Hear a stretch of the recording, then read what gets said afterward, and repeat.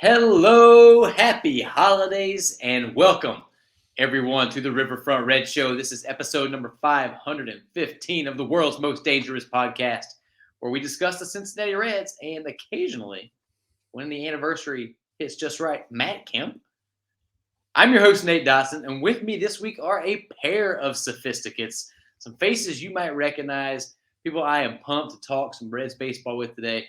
First up, Chad Dotson. Chad, how are you? Buddy, I could not be better. I'm here with, my favorite brother and my favorite fellow podcaster. What a way to spend the night here. I love it. Yeah, this is great. Chad and I actually haven't done a podcast together in, I think, over a month. So this is a It's been a rare while. treat on the riverfront. But as excited as I am to talk to Chad, I'm even more excited for our other guest. You know him, you love him. It's Jeff Carr, co-host of Locked On Reds, writer for Inside the Reds, man of all the talents, all the hats, and we are so lucky to have you on today. Jeff, how's it going, buddy? I appreciate getting to be on the podcast with you guys, and Chad coming back just for me. I appreciate. No, I'm kidding. I know it's for Nate, and I happen to be around, so that's good. He had told No, me I was hoping Nate wouldn't be here. I was hoping it was just me and Jeff, but Nate decided he wanted to, butt into our fun, but that's okay. It is not too late to make that happen. We can make that dream come true. All right. Well, before we go any further, please head on over to youtube.com/riverfrontcincy. Give us a subscribe. Go to your favorite podcast app, likes, follows, whatever they ask you to do. It's what really helps this show grow, and we sure appreciate it. Also, head on over to the Locked On Reds YouTube channel, all their podcasts. Give them likes, where Jeff and Steve Offenbaker are doing amazing stuff every single day. They're coming at you. Sometimes they're wearing Hawaiian shirts. You can't go wrong. Always a good time. And one last thing, this show would literally not be possible without the support from our friends over at patreon.com/riverfrontcincy. If you want to go a little bit deeper, help keep this ship afloat, maybe get a couple rewards in the meantime, why not join us, hang out, just go to patreon.com/riverfrontcincy or click the link in the show notes. All right, fellas. Well, we're here to talk Reds, so I guess we got to. But before we go specifically on our beloved Redlegs, Major League Baseball today decided to drop a little news in our laps. They decided they want to just change the game some more. I don't know if you saw this or got to read too much into it. They are introducing some more rules changes. I, by and large, supported everything they did last year. Pitch clock, bigger bases, the shift rules. For me, it just led to a more watchable brand of baseball. They decided to double down a little bit. So they have, what we're looking at here, decrease the pitch clock with runners on base by 2 more seconds. They have increased the lane with which you can run to first base. They have decreased the amount of mound visits by 1, and maybe something else. Jeff, we'll start with you. What do you think about, well, first off, what do you think about the rule changes last season, how they played out, and these new ones as they're going to affect the game going forward? I was largely in favor of the pitch clock. I really liked what it brought to the game. Felt like it kind of sped things up. I wasn't necessarily in the camp that I thought that the game was too slow, because I have been a baseball homer my entire life. You could give me a 7-hour baseball game and I'd be very happy with that. But I also get it when you're trying to grow the game. The interesting thing to me was in these rule changes, and you mentioned there was something else. The something else is the thing that really, like, I don't know that it's stuck in my craw, but I'm very confused by it. If a pitcher begins to warm up before the inning, he must face at least one batter that next inning. And Steve and I were discussing this on you mentioned the Hawaiian shirts, on our Aloha Live edition of the podcast on Thursday. And I don't understand. Does that mean that loogies are back? Or does that now mean that you're forced to throw somebody the next inning if you're warming him up while your team is hitting? There's lots of weird clarifications that need to be had in there. But for once, I actually agreed with something that Tony Clark said. And Tony Clark, in so many words, basically said this was a solution in search of a problem. Like, none of these make any sense. Yeah, I just sort of glanced over that little paragraph on the ESPN.com article and was confused by it. I'm still confused by it, and I imagine that we'll get some clarification sometime in the future. But I don't know. I just kind of feel like that they took a swing last year. It worked, and now they're doubling down for no reason. They're just trying to stack up little mini wins. And I know there's plenty of concerns about pitchers' arm health. Was there an increase in injuries last year? I guess the data will tell over time on that. But Chad, what do you think about these new changes?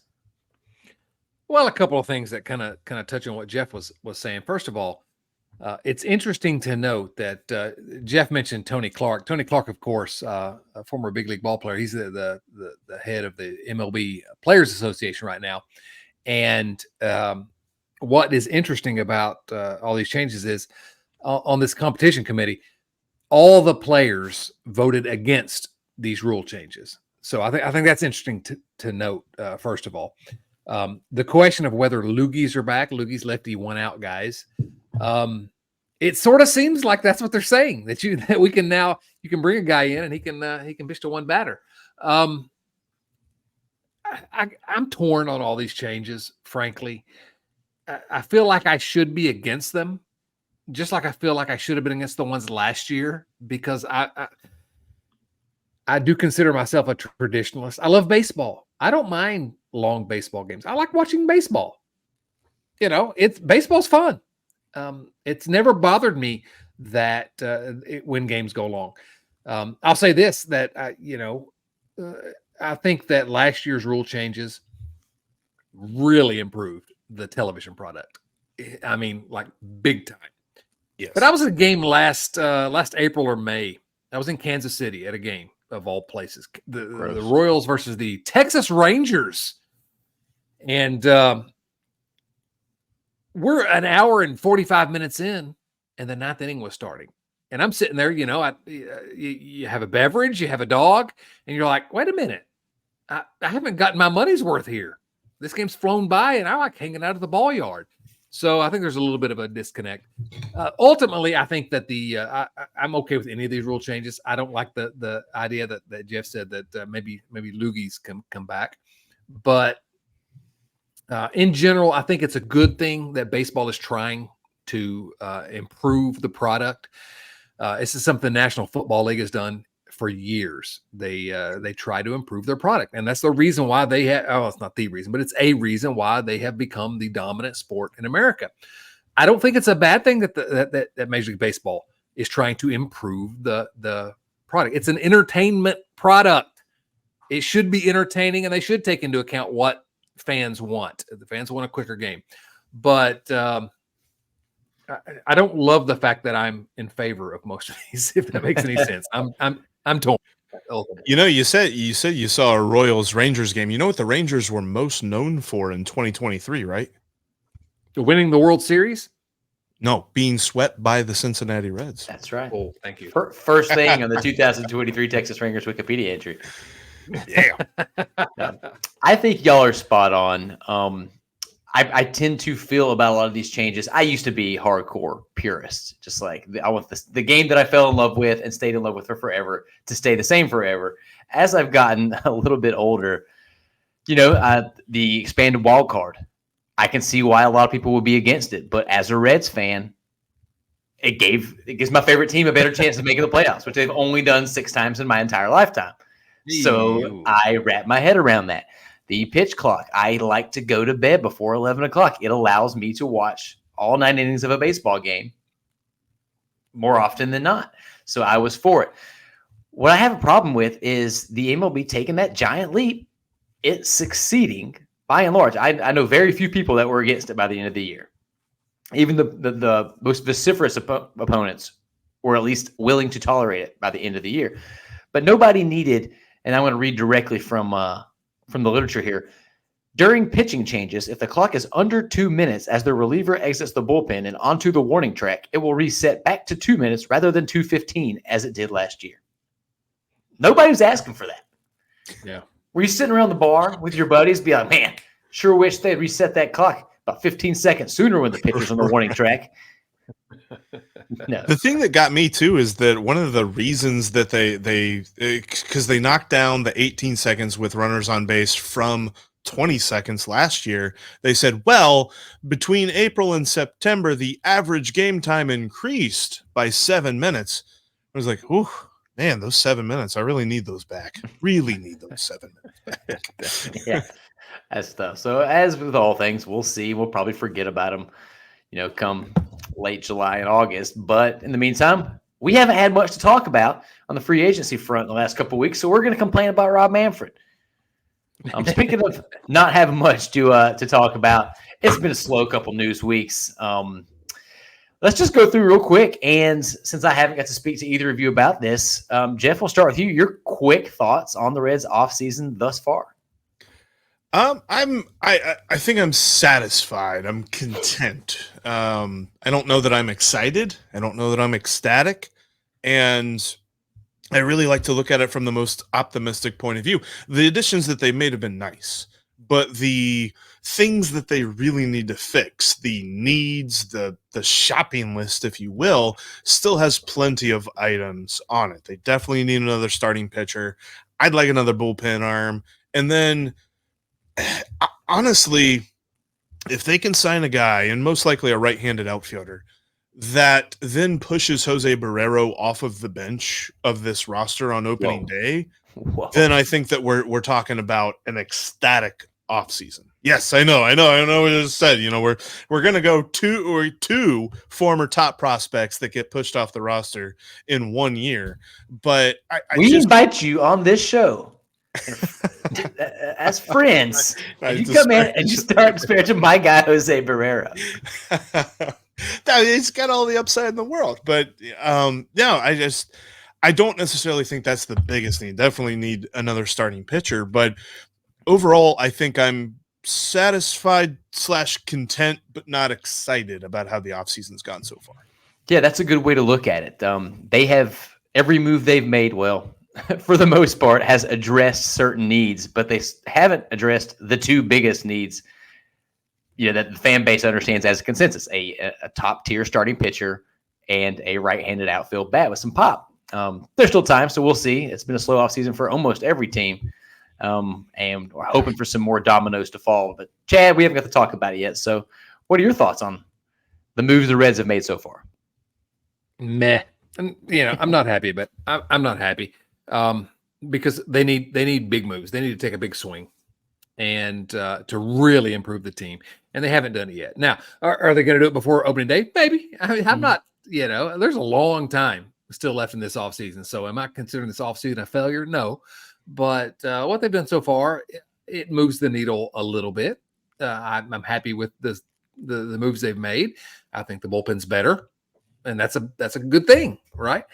And so, but I just, until they do something big, and they need to do at least one thing big in my mind, and that's got to be in the rotation to me. And until they do that, I'm going to be like, well, okay, they made some minor moves to improve the team, and let's not discount the fact that this team is better today than they were at the end of the season. That's a good thing. Mm-hmm.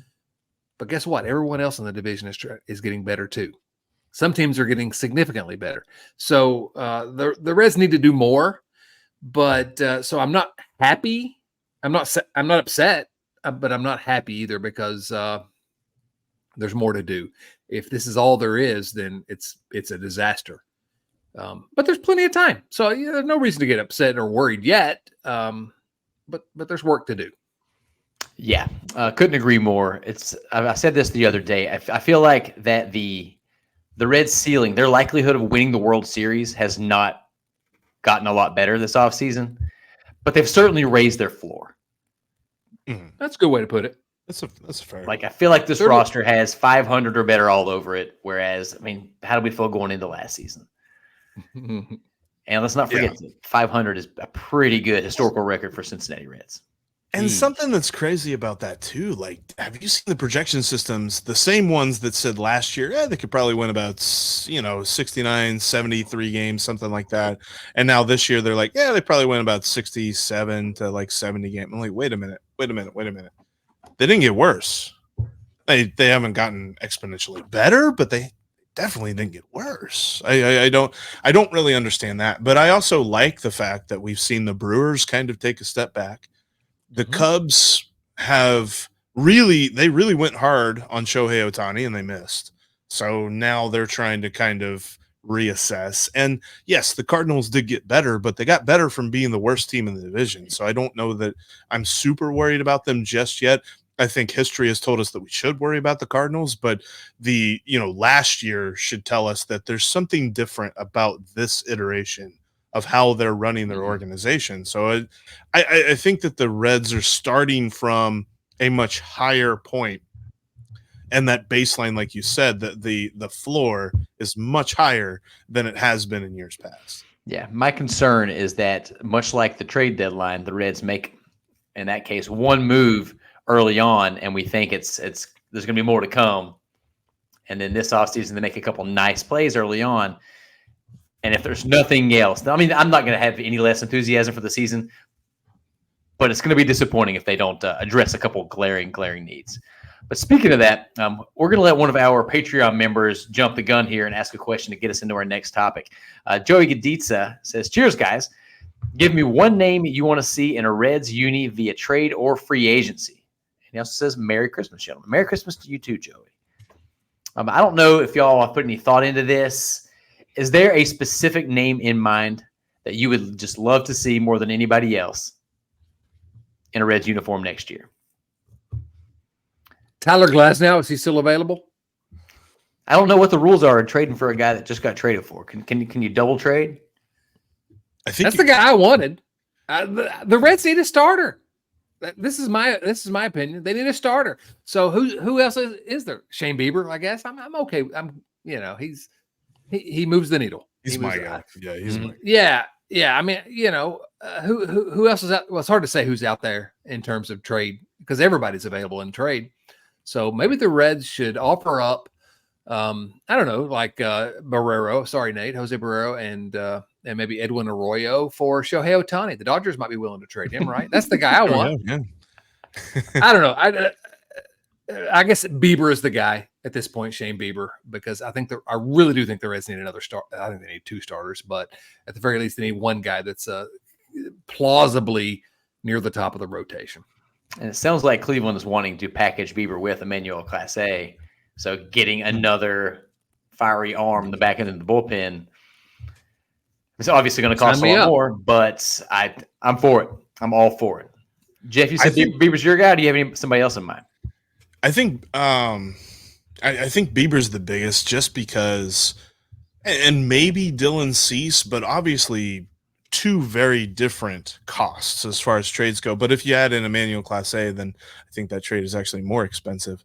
But I honestly think that when Nick Krall's looking at these trades, he's looking at teams that are only looking for minor league options. There was some folks that were asking about, Framber Valdez or, the Mariners possibly trading Bryce Miller or something like that. Both those teams are looking for major league talent right now because they're in the same boat as the Reds. They're contenders. They're trying to win.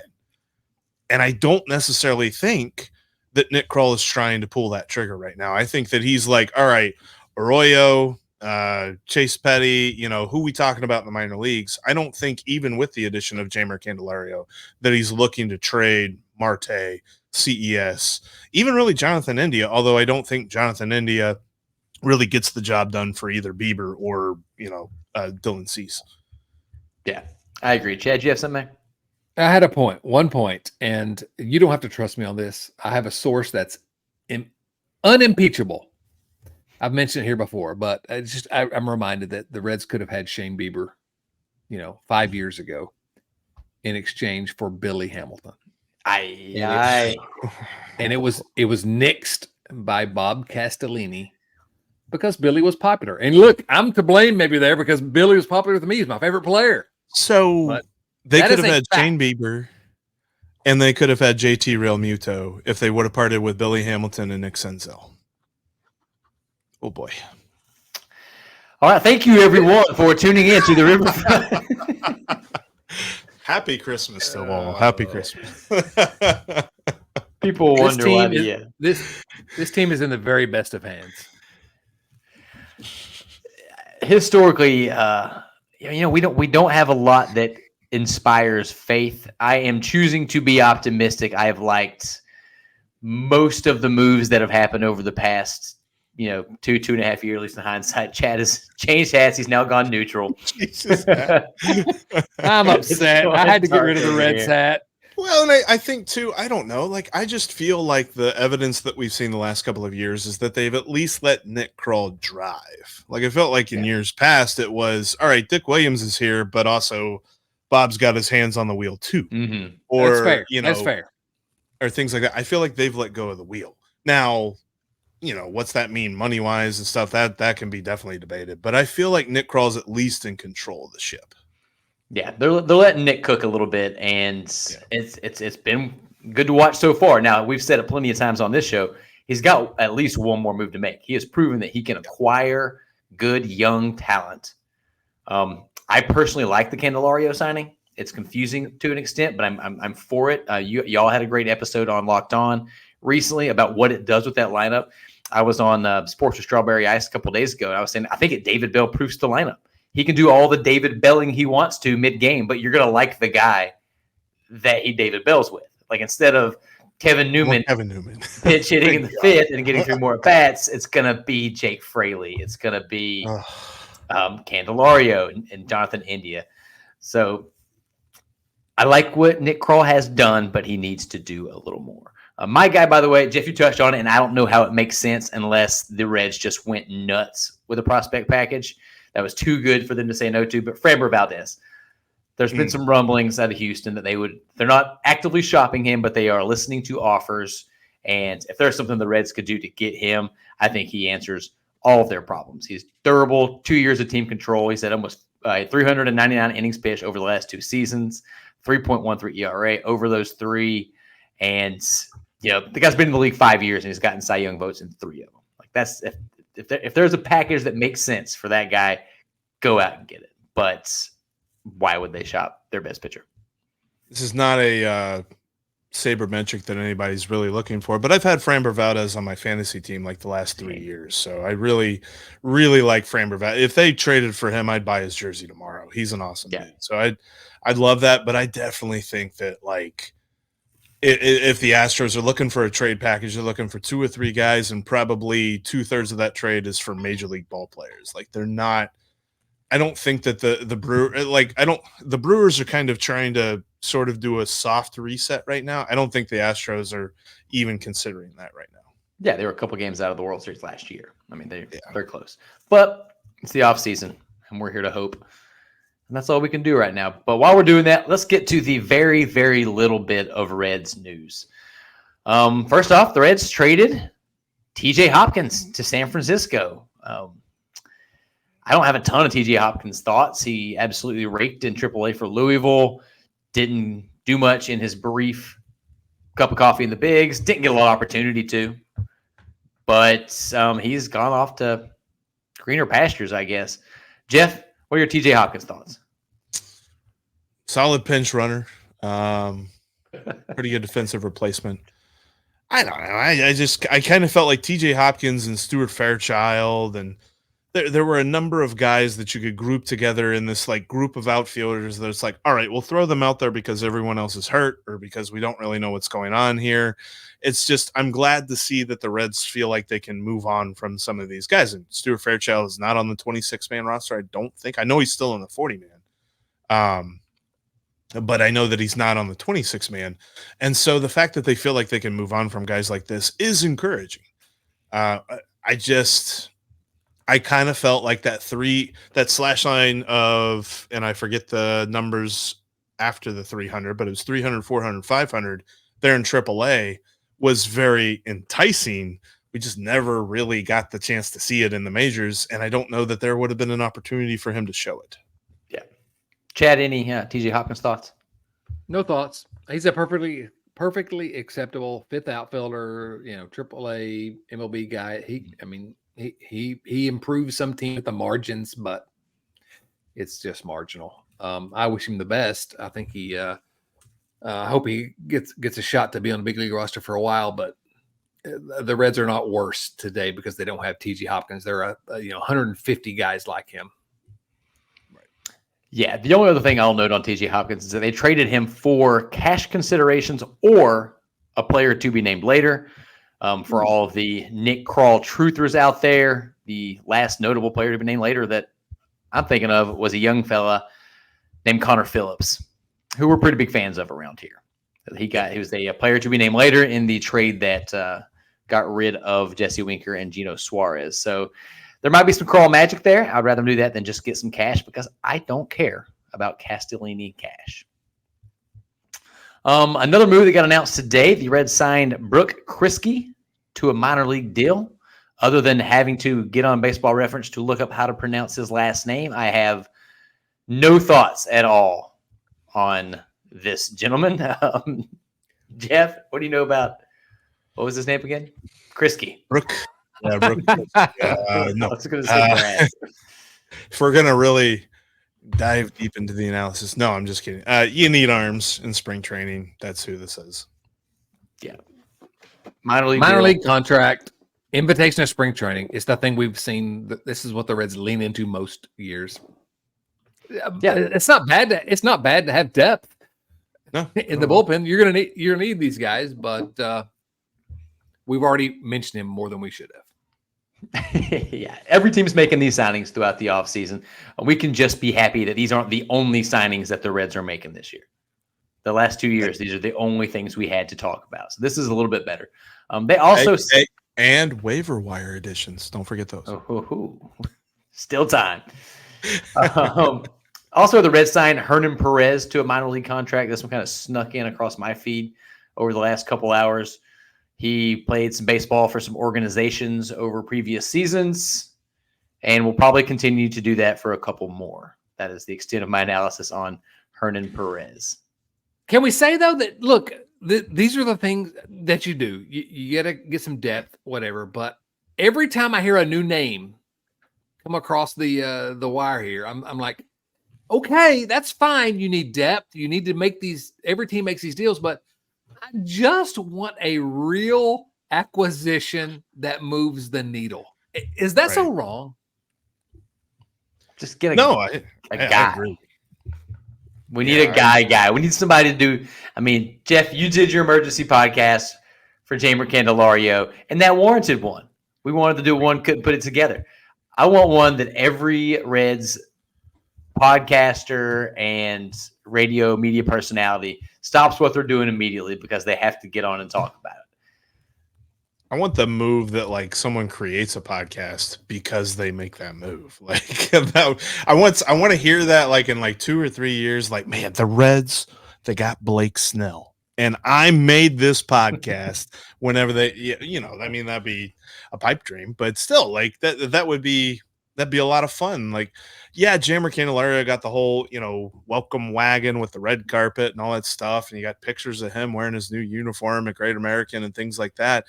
But yeah, if that's our biggest get this off season, I think I'm kind of with Chad. It's like, I think, you got to feel like there should have been more done.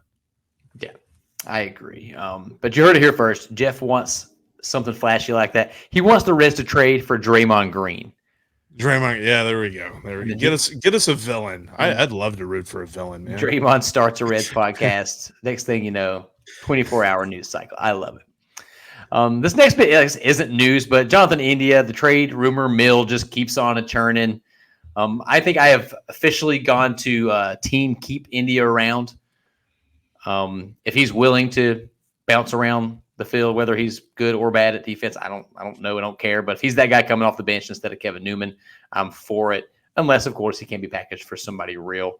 Any thoughts on the Jonathan India saga so far? Chad, we'll start with you. I don't care. That's a weird thing to say about a guy that was a rookie of the year a couple years ago. Was no question a leader of the team last year in this resurgent season, but he's an average player. He's not a bad player. He's not a particularly good player. He's a somewhat above average hitter. He is a somewhat below average defender. Can you really move him to the outfield and think he's going to help?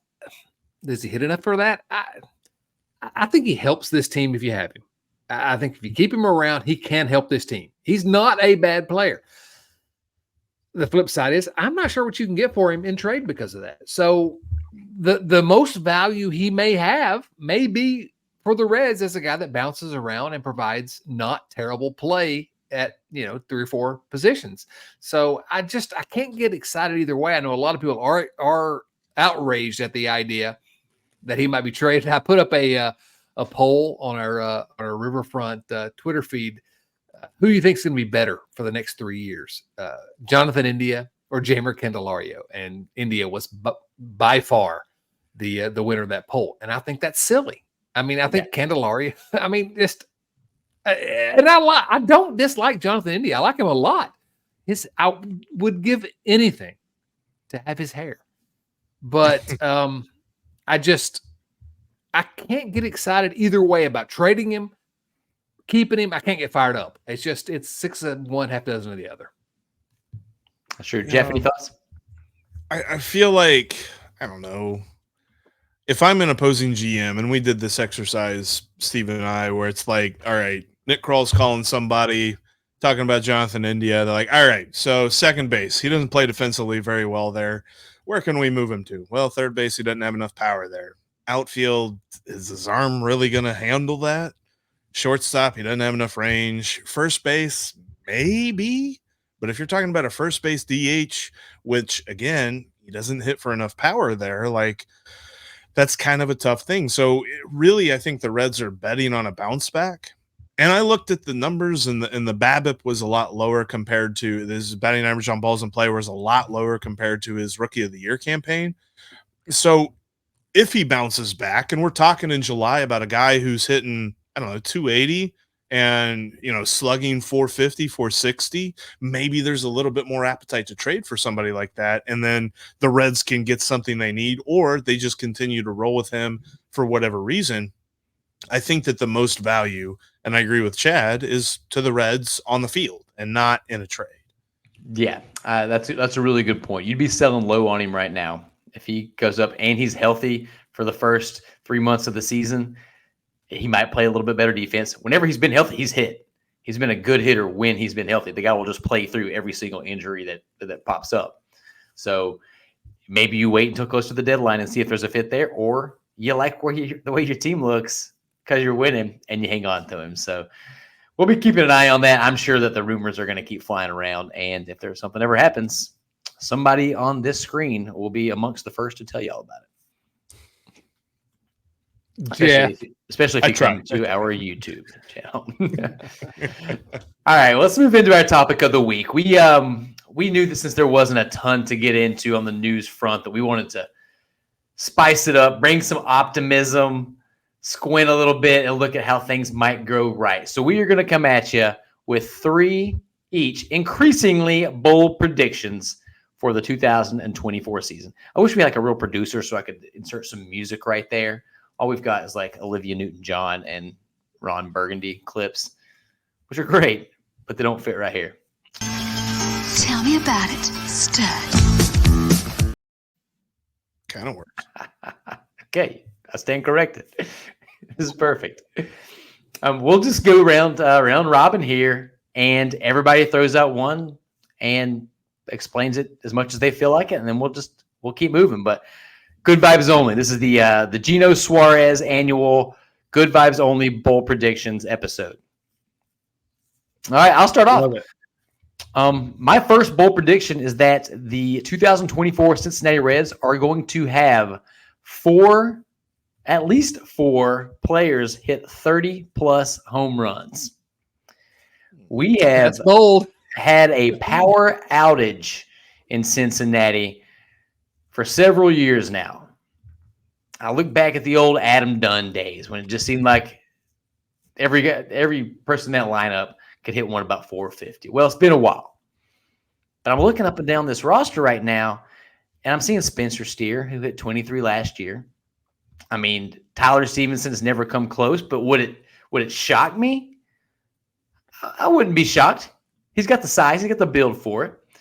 Yep. Ellie De La Cruz could hit 90. There's nothing he can do that would shock me. 90, okay, yeah, that'd be a little bit surprising. But he hit 30, of course. He hit 13 last year. Going down, Will Benson, if he got regular playing time, that guy mashes. The obvious one, Christian Encarnacion Strand. I think that guy will hit 30 next year. If he is even remotely healthy, I think he's got an easy 30.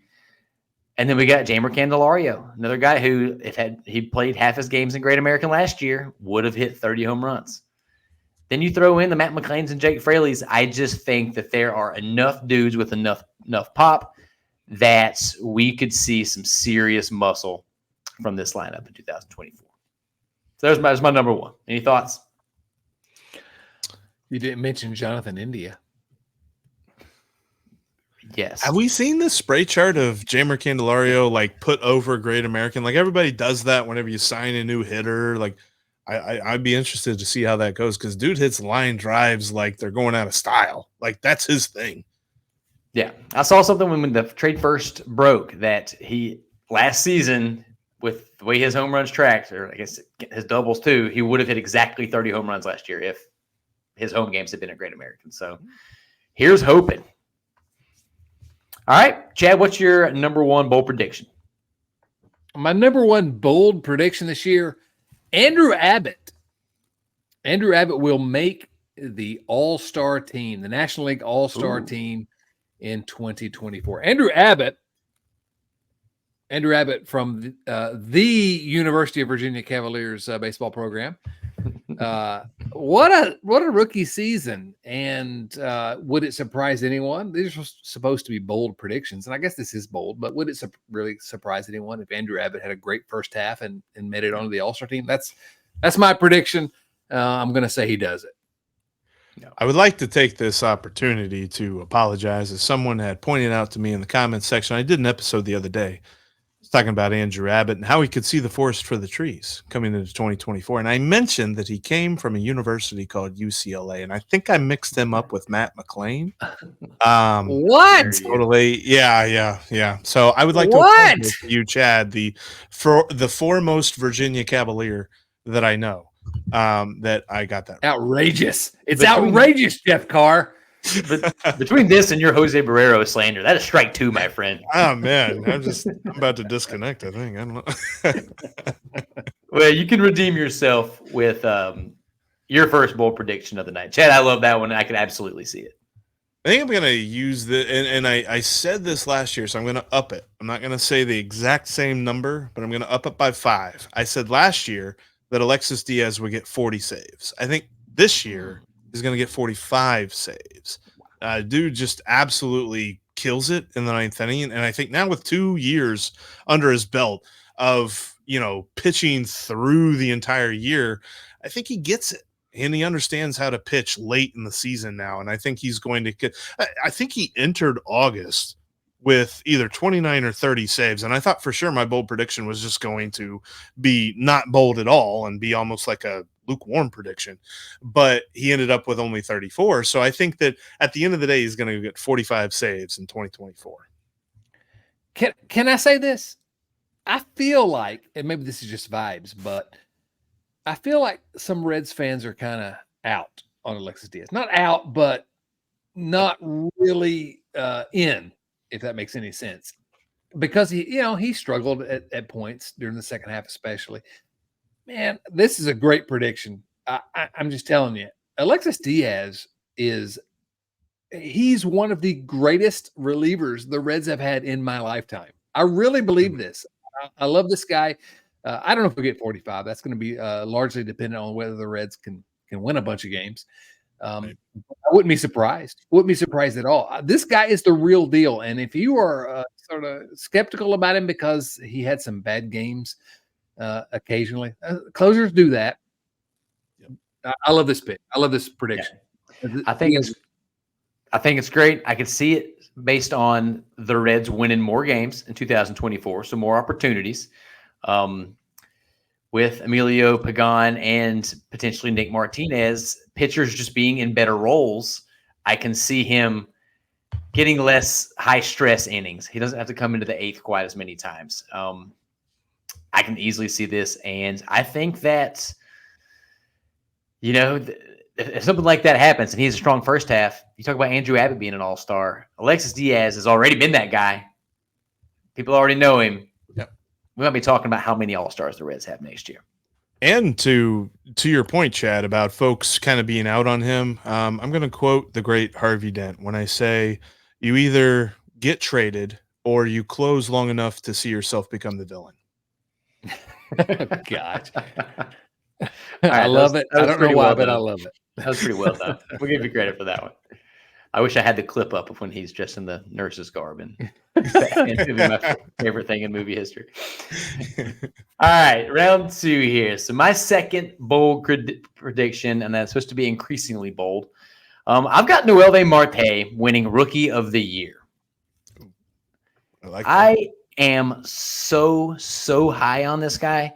He ended the season on a 15-game hitting streak. And this was a rookie, not even a rookie season because he's still eligible, obviously, where I don't think the Reds had any desire to have him play into the big leagues last year. They just kind of needed him towards the end of the season.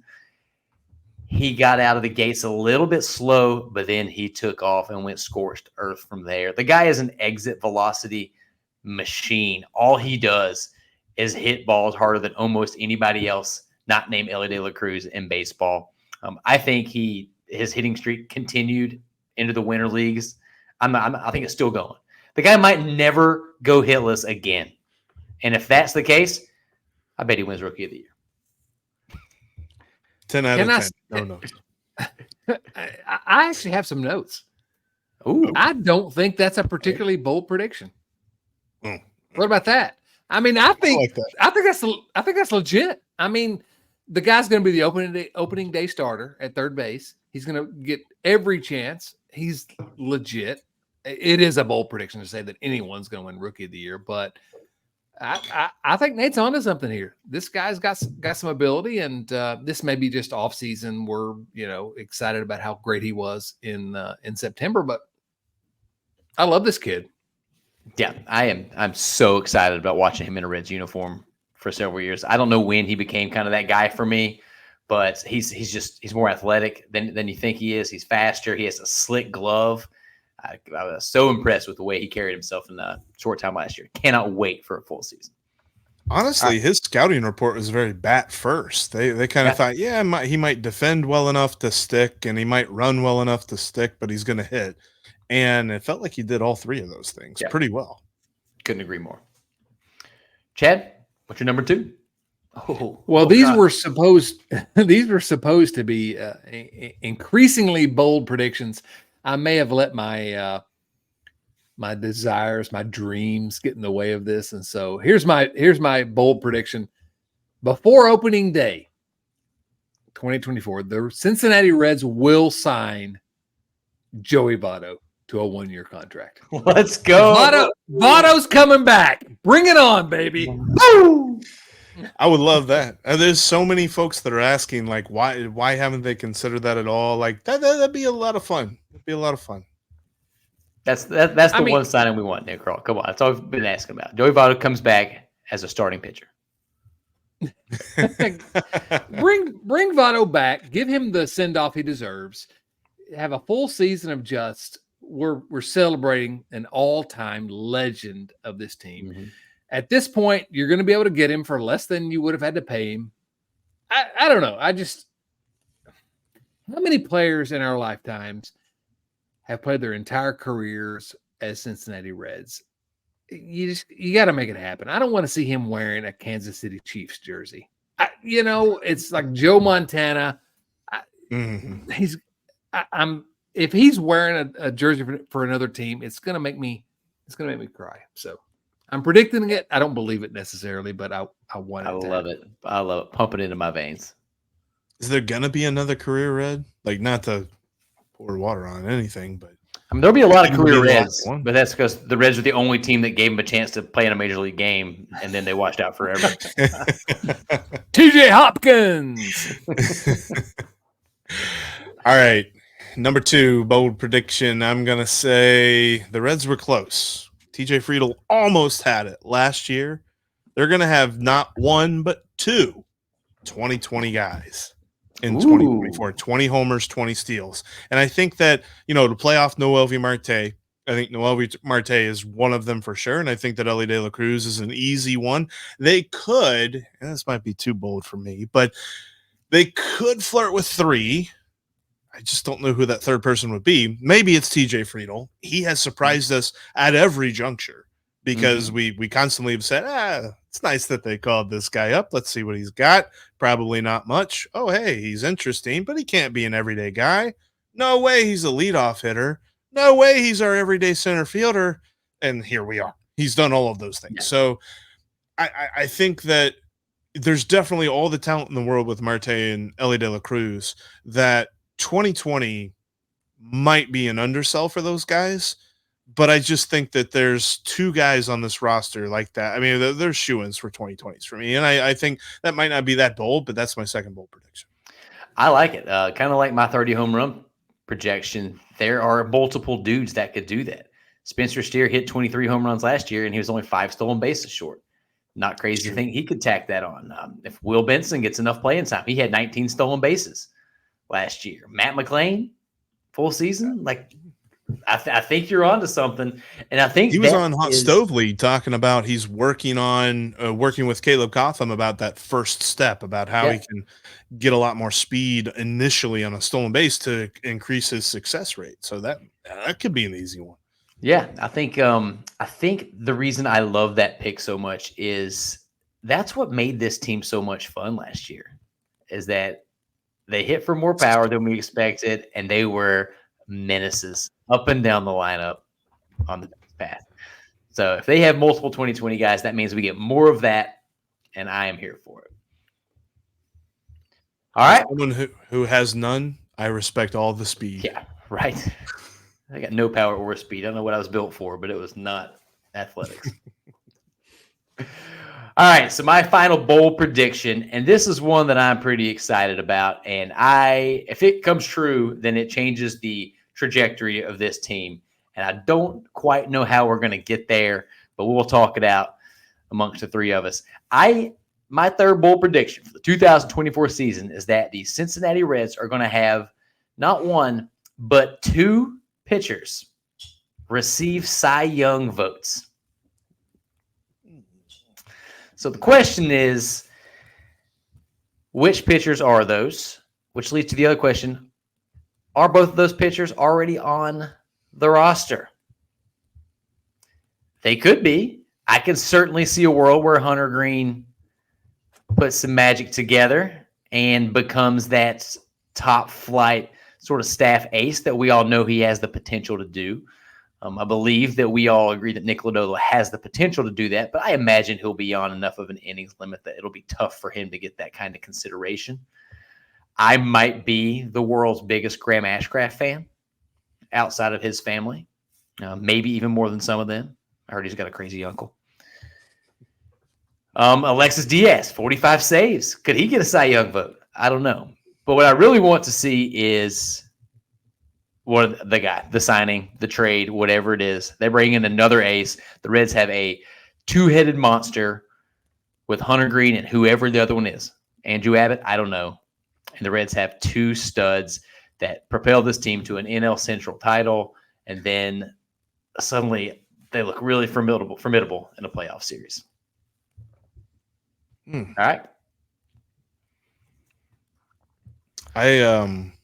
That's interesting to me because I've seen the odds on Cy Young. I know that Hunter Green's at 40-1.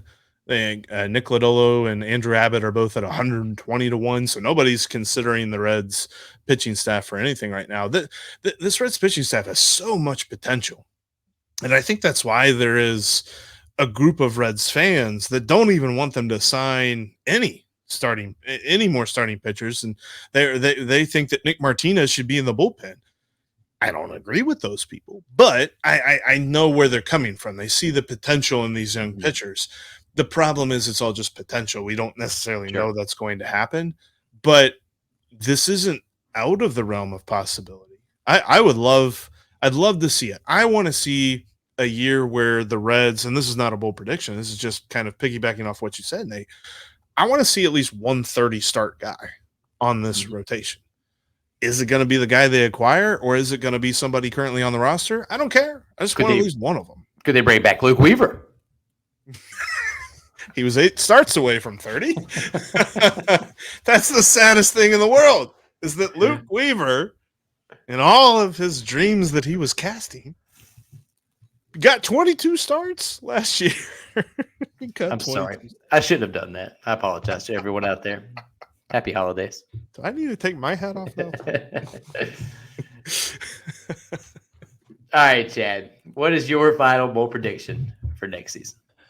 My boldest prediction. The Cincinnati Reds will win 96 games.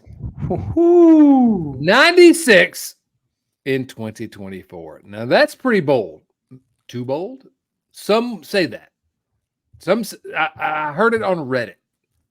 Reddit told me that I'm making too bold a prediction. But I'm going to predict the Reds will win 96 games. Now, this depends on them getting at least one more starter, and 1,000 other things going correct. But these are bold predictions. 96 games, which I hope will be enough to win the National League Central Division. Now, we do have arguably the most optimistic Reds fan in the Cincinnati area on the show tonight. So, Jeff, what do you think about this prediction of 96 wins? I like 96. I think that, in order to do that, you definitely have to acquire another starting pitcher. You probably have to have reasonably good health all year long. 162 games doesn't mean that you're going to be completely healthy all year long, and that's just impossible. But if you can maintain reasonable health throughout the team, I could definitely see that. I mean, Nick Kral's built a very deep roster by adding Jeimer Candelario that this lineup can kind of absorb the loss of one or two guys. I don't want to test that. I don't want to see the Reds have to figure that out, but I think they can. And with that, the health and the fact that the NL Central itself has kind of taken a step back a little bit. I saw something the other day, by the way, that said that the NL Central is one of the toughest divisions in baseball. Who's watching baseball? Like, I don't know who said that, because the Cubs haven't done anything yet. The Brewers are taking a step back. The Cardinals had to add an entirely new starting rotation just to get out of the cellar. The Pirates are at least interesting. So, but they're not like juggernauts or something like that. So I definitely think this division is up for grabs for the Reds. And I think 96 would do it. I think 96 would win this division. And I think it's within their reach should they get that extra starting pitcher. I love it. What a fall it'll be. All right. Jeff, you want to round things out here? All right. We got pretty bold so far. We've set the bar high. Bold prediction. Now, I invoked this man's name on Chad's most recent appearance of the Locked On Reds podcast. And I saw his reaction then. And this is not just to get a reaction out of you, Chad. I firmly believe that this is a bold prediction that could happen. David Bell will win Manager of the Year. And that was generally the face that you gave me whenever I said my David Bell piece on my last one. But there's something about that's bold. and it's going to come in tandem with Nick Krall winning Executive of the Year, because he set up this roster for him. But you mentioned it earlier. This roster is almost David Bell proof, because David Bell loves to tinker. And David Bell kind of felt like he had to tinker because of the deficiencies of this roster. Now, when he tinkers, he's going to go from strength to strength. Well, we got a lefty on the mound. Oh, all right. Well, we got some pretty good right-handed hitters on this lineup. Oh, we got a righty on the mound. Well, we got a surplus of lefties that either Jake Fraley or Will Benson's not going to start, which I'm guessing it's going to be Jake Fraley in that instance. But I just feel like this roster being as David Bell proof as it is, and the way that he managed the bullpen last year with the starting rotation that just didn't give him any favors whatsoever, I really feel like David Bell could win Manager of the Year. All I will say to that is that if David Bell does, that means the Reds probably won the NL Central. So I hope you're right.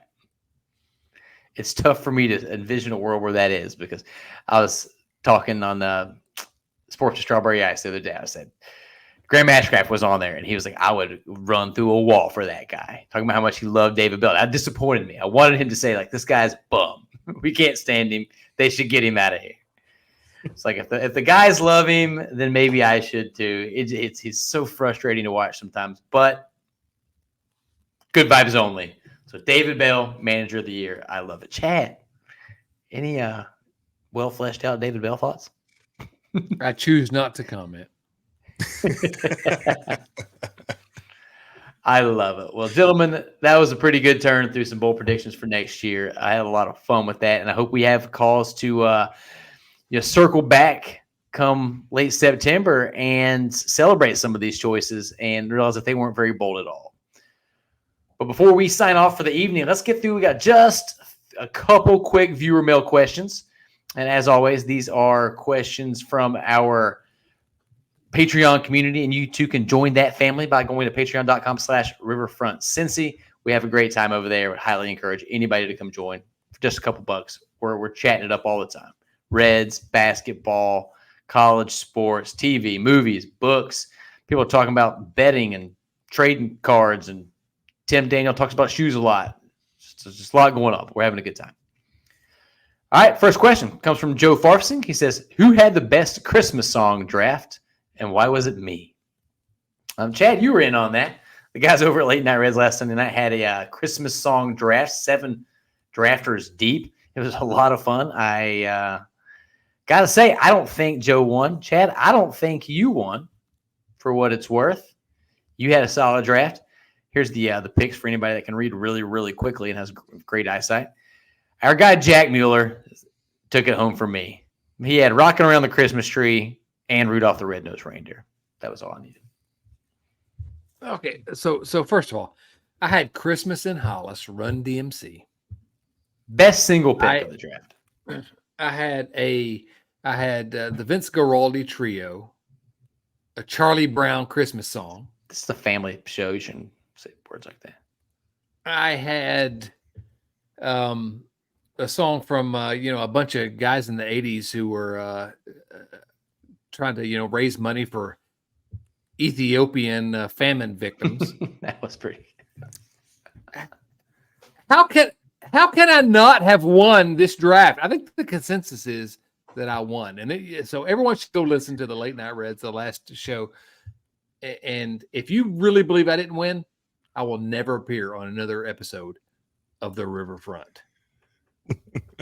Please do not give the people what they want. Jeff, any thoughts? What's your favorite Christmas song, Jeff? I didn't see anybody picking any songs from the August Burns Red album, the Sleddon Hill. No, I'm just kidding. That was, I liked. I mean, you pick Christmas in Hollis. It's hard to pick against you. That's all I know. I will say that Thank you. we are all winners because no one picked Paul McCartney's "Wonderful Christmas Time." I don't like that song. All right. Next question comes from Kyle Kapler. He says, will St. Nick put an ace-shaped present under our trees, or will it be a lump of coal? Yay, Christmas puns. Kyle, we're all sure hoping so. We spent the better part of this episode saying how much exactly we hope that comes to fruition. So I'm going to say yes. Wait, Christmas is only like 3 days after this show comes out. Good vibes only. Yes, we are going to have an ace by Christmas. Let's go. Jeff? I don't necessarily think. I'll say this. I don't know if it's by Christmas. I think Nick Krall's going to get it done. I also would like to take this time to thank the Royals and the Cardinals for taking far less interesting options off the board. Not talking about Sonny Gray. Would love to have Sonny Gray. But Lance Lynn, Michael Waka, Kyle Gibson. Thanks. You guys have those guys. I wanted somebody better. And we don't have to worry about Nick Krall being like, well, see, we signed Kyle Gibson. All right. We got our rotation piece. We don't need to get any more. Yeah, we don't have to get gaslit into believing that they made the move. Whew. Chad, how's Christmas going to look? If Nick Krall signs anyone that I'm happy with as a starting pitcher before opening day, I will call him Saint Nick all season long. I love it. That's all I can say. No prediction, but that's all I can say. It might be more realistic to expect A beautiful gift for the Lunar New Year instead of Christmas. All right, our final question comes from Seth Shaner. Seth says, thank you to Chad, Nate, and company, that includes you, Jeff, for the hours of entertainment throughout the year. What was one trade that you found yourself wallowing in sadness over through the years? For some reason, I specifically remember being sad the Reds traded Brett Boone to the Braves in the 1998-99 offseason. Seth, thank you. We're going to end this on a happy note. For me, it was when the Reds traded away Adam Dunn. I was driving back from a little family get together and on the interstate, the old Ford F-150, and listened to MLB News on the radio, and they broke it. And I swear I got a little misty. I'll never forget that day. Think about it every day, every night. Bring him back. Bring back Adam Dunn, you cowards. He can still match. He was built for this era. Yeah. I think, and it's so vivid in my mind that it's got to be this one. And as much as I rack my brain and try to pick something else, I can't. It's whenever they sent Austin Kearns and Felipe Lopez to the Nationals for Gary Majeski, Bill Bray, and Royce Clayton. That was a tough one. Bill Bray came, he's a fine relief pitcher. Gary Majeski, you had to use two hands to count his ERA.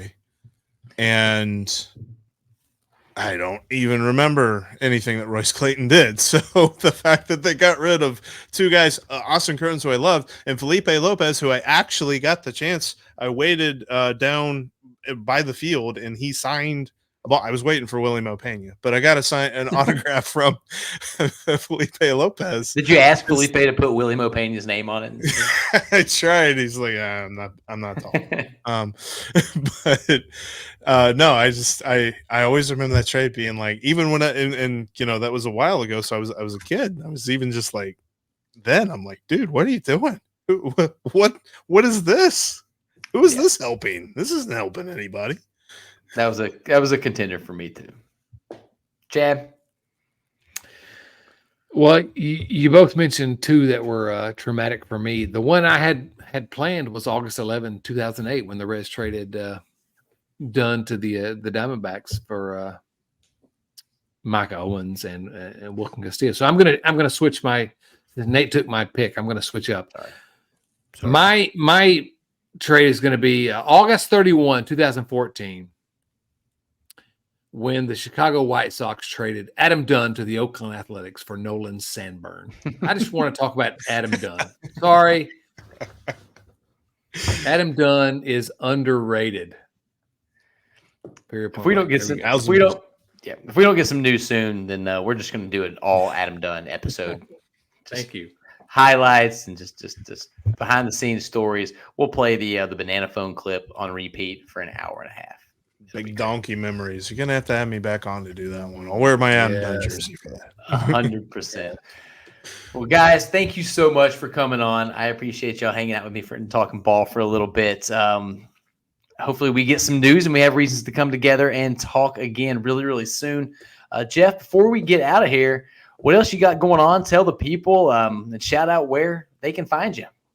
They can find me on Twitter, X, whatever you want to call it, at Jeff Carr with 3 Fs. You can follow the show wherever you get your podcast and on YouTube if you want to see our faces while we talk about Red stuff with you and see all the wonderful comments of all the people that agree with me on the YouTube page. And then also brand new over at InsideTheReds.com is we got that site up and running, doing a little bit of writing. Got my I was about to say got my writing chops back, but really it's just hitting the keys on the keyboard again. But I'm very happy to be doing that, and a lot of great stuff coming for you on all platforms there when it comes to Reds content. Love it. They are putting out just fantastic stuff on both of those mediums. Highly encourage you to give them a listen. I listen to Locked On every day. I read some of the articles. I'll read all Jeff's. This is Steve Offenbaker guy. I don't read all his, but Jeff's pretty good. Yeah, I don't know about his. It's in Hawaiian. It's hard to read.